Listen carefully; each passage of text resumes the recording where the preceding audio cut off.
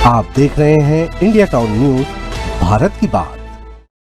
नमस्कार, आप देख रहे हैं इंडिया टाउन न्यूज और मैं हूं आपके साथ प्रगति ठाकुर। राजनांदगांव और जिले के आसपास की जनता इन दिनों रेत 4 गुना से ज्यादा कीमत पर लेने को मजबूर है और यहाँ ये हालात करीब 6 साल से बने हुए हैं। ऐसा नहीं कि जिले में रेत की खदानें नहीं, बल्कि यहाँ दर्जनों खदानें होने के बावजूद भी इनका टेंडर नहीं हुआ है और स्वीकृति नहीं मिलने के चलते इन खदानों से रेत जनता को उपलब्ध नहीं हो पा रही। वहीं दूसरी तरफ खबरें ये भी सामने आती है कि रेत माफिया और खनिज विभाग की मिलीभगत से अवैध रेत का खेल जोरों पर चल रहा है और इस काम में लगे लोग मोटी रकम पीट रहे हैं और खनिज विभाग के जिम्मेदार मीडिया के सवालों से मुंह छुपाते फिर रहे हैं।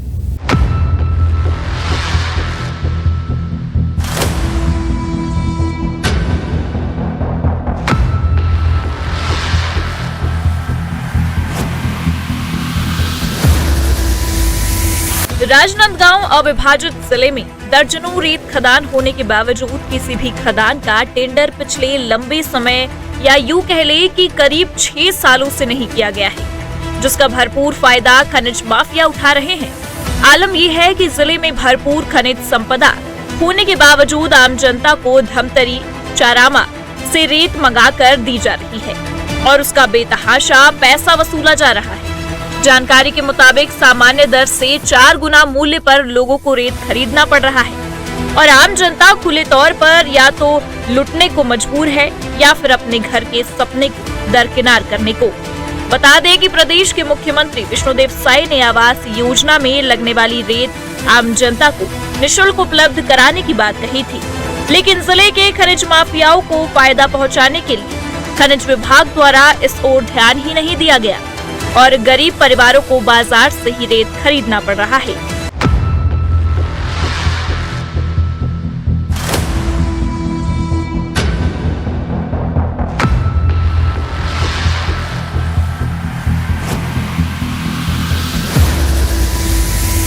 राजनांदगांव अविभाजित जिले में धनगांव, साल्हे, साकर दाहरा, बगदई, घुघुआ, साल्हे मटिया, अर्जुनी, घोरदा, करियाटोला, रातापायली, रुदगांव व बरगांव आदि क्षेत्रों में रेत का अवैध उत्खनन हो रहा है, लेकिन खनिज विभाग इन पर अंकुश लगाने में पूरी तरह से नाकाम दिख रहा। जानकारी के मुताबिक राजनीतिक संरक्षण के चलते रेत माफियाओं के हौसले बुलंद है।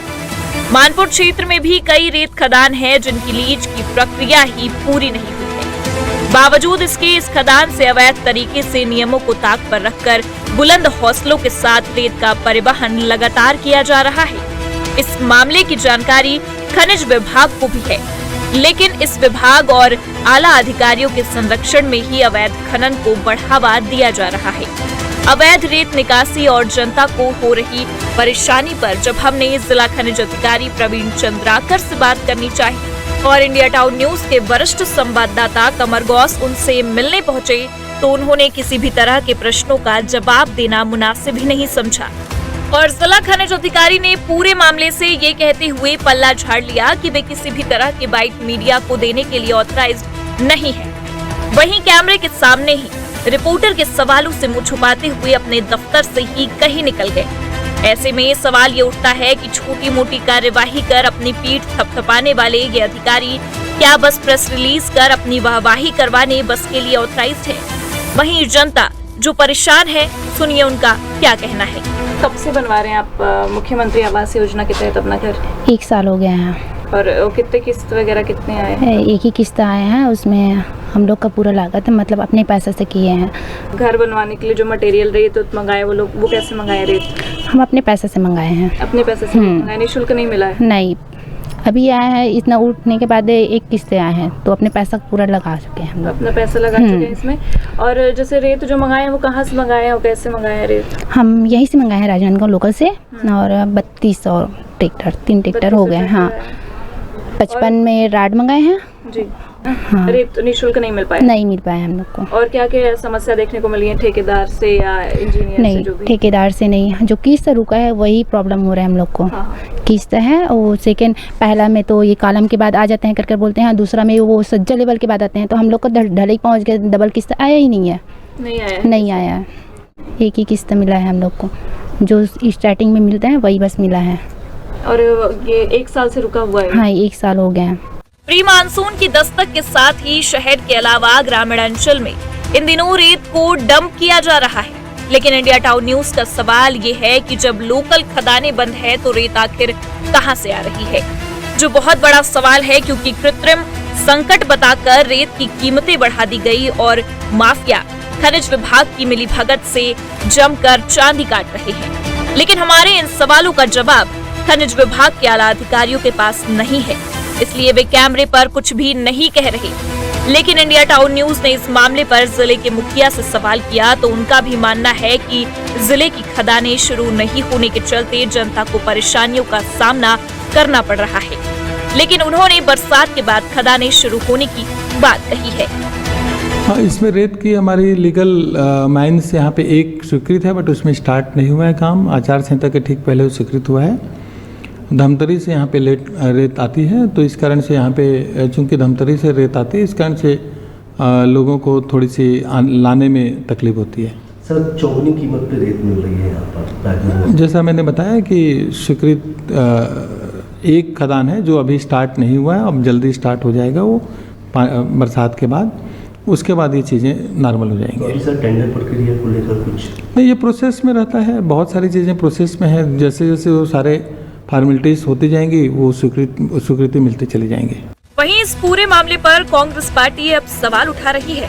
हालांकि ये अलग बात है कि जब उनकी सरकार थी तब भी राजनांदगांव की जनता को रेत के लिए मारामारी ही करना पड़ता था। भारतीय जनता पार्टी के कथनी और करनी में बहुत अंतर है। चुनाव जीतने के लिए बड़े बड़े लुभावने वादे भारतीय जनता पार्टी की सरकार ने लगातार जनता से किए, लेकिन कभी भी उसे पूरा नहीं किया। इसके पहले भी रमन सिंह जी 15 साल मुख्यमंत्री रहे, लेकिन उन्होंने कभी भी किसानों से जो भी वादे किए वो भी कभी पूरे नहीं किए। उन्होंने बिजली बिल की बात की थी, वो भी कभी पूरा नहीं की। मेट्रो ट्रेन चलाने तक की बात राजनांदगांव में की थी, लेकिन वो कभी पूरा नहीं हो पाई। उसी तर्ज पर विष्णुदेव साय जी की जो सरकार है, इस सरकार ने भी प्रधानमंत्री आवास और मुख्यमंत्री आवास के जरिए घर बनाने की जो बातें जनता से की है, वो अभी भी जमीन पर नहीं उतर पाई है। बहुत से लोग परेशान हैं, जनता बहुत परेशान है, लेकिन यहाँ के जो क्षेत्रीय विधायक हैं या विधानसभा के अध्यक्ष हैं, वो भी कभी सदन में इस बात को कभी नहीं उठाते। निर्माण कार्य लगातार चल रहे हैं और पूरी बारिश में ये रेत माफिया डंप की गई इन रेत को बेचेंगे और जनता को लूटा जाएगा। इस पर भी हमारा सवाल ये है कि क्या इन्हें रेत डंप करने के लिए कोई परमिशन विभाग के द्वारा दी गई, और यदि नहीं दी गई तो बगैर परमिशन के डंप रेत पर खनिज विभाग आखिर एक्शन क्यों नहीं ले रहा है। बरसात के दस्तक के साथ ही शहर के अलावा ग्रामीण अंचल में भी रेत डंप कर बड़े बड़े पहाड़ बना लिए गए हैं। अब देखना होगा कि आसमान छू रहे रेत के दाम बरसात में और कितना बढ़ते हैं। वहीं रेत माफियाओं पर लगाम लगाने विफल रहा विभाग क्या जनता को राहत दिला पाएगा, या फिर मिलीभगत कर ठीक वैसा ही सब कुछ चलने देगा जैसा इन दिनों चल रहा है।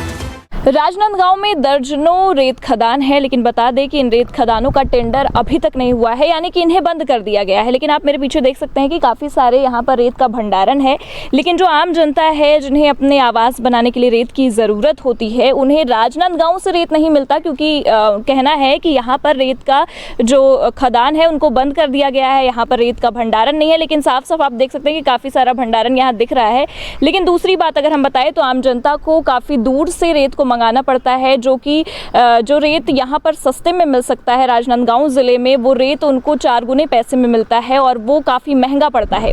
लेकिन आम जनता को इस समस्या से ये समस्या हो रही है, इससे शासन प्रशासन या यूँ कह ले कि जो खनिज माफिया हैं उनको कोई फ़र्क नहीं पड़ने वाला, क्योंकि वो अपना फ़ायदा देख रहे हैं और उन फ़ायदे को चलते वो यहाँ पर जो रेत की जो यहाँ पे भंडारण है, उनको आराम से ग्रामीण इलाकों में रेत का भंडारण हो जाता है। लेकिन जो मुख्यमंत्री आवास योजना के तहत जो रेत आम जनता को निःशुल्क मिलना चाहिए, वो रेत नहीं मिल पा रहा है। और जब हमारी टीम ने बात करने की कोशिश की खनिज अधिकारी से, लेकिन उन्होंने बाइट देने से साफ इनकार कर दिया, हमको बाइट देने से मना कर दिया और इसके पीछे जो भी चीज़ें निकल कर सामने आ रही हैं उसके बारे में बातचीत करने से मना कर दिया। क्यों ये समस्या हो रही है, क्यों राजनांदगांव में रेत के जो खदान है वो अभी तक बंद पड़े हुए हैं, उनका टेंडर नहीं हुआ है। मुख्यमंत्री आवास योजना के तहत जो आम जनता है जो घर बनवा रही है उनको रेत निःशुल्क क्यों नहीं मिल रहा है, इसका कोई जवाब उनके द्वारा नहीं दिया गया। हम बार बार ये बात करने की कोशिश कर रहे हैं, लोगों की समस्याओं को जानने की कोशिश कर रहे हैं, लेकिन खनिज अधिकारी इससे अपना पलड़ा झाड़ते हुए नजर आ रहे हैं और सारी जानकारियां देने से मना करते हुए नजर आ रहे हैं। कैमरामैन महेश्वर के साथ प्रगति ठाकुर, इंडिया टाउन न्यूज।